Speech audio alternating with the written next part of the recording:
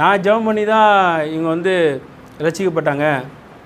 எங்கள் அத்தை கூட சொல்லுவாங்க ஒரு வாட்டி, நாங்கள் வந்து சின்ன வயசில் சர்ச்சுக்கு போய் ரட்சிக்கப்பட்டோம். ஆனால் அதுக்கப்புறம் சில டைமில் நான் தானே ஜெபம் பண்ணேன் உங்களுக்காக, நான் ஜெபம் பண்ணி தானே நீங்களாம் ரட்சிக்கப்பட்டீங்க அப்படின்னு அது ஒரு பெருமையாகவே பேசுவாங்க அவங்க. பாருங்கள், வேதம் என்ன சொல்லுதுன்னா, நான் நட்டேன் அப்போல நீர் பாய்ச்சினா விளைய செய்கிறவர் தேவனே. அல்லேலூயா.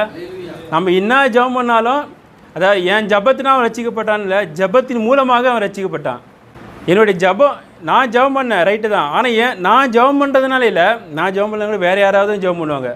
ஜபம் தான் அங்கே ஹைலைட்டு. ஜபத்தினால்தான் அந்த மனுஷன் வந்து ரட்சிக்கப்பட்டான் அப்படின்னு சொல்லி நம்ம பார்க்கணும். அதுதான் நிறைய பேருக்கு இருக்காது. நம்ம இவங்க ரட்சிக்கப்பட்டதுனா காரணம் நான் தான் இரவும் பகலமாக இவங்களுக்காக உபவாசம் இருந்து ஜெபம் பண்ணேன் சிஸ்டர் அப்படின்னு சொல்லுவாங்க. இரவும் பகலும் இவங்களுக்காக நான் ஜெபம் பண்ணேன், அதனால தான் நீங்கள் சுகமானீங்க. இதுதான் ஆவிக்குரிய பெருமை. இது வந்து அவங்களுக்கே தெரியாது, அவங்களுக்குள்ளே இருக்கிற பிரச்சனை அவங்களுக்கே தெரியாது.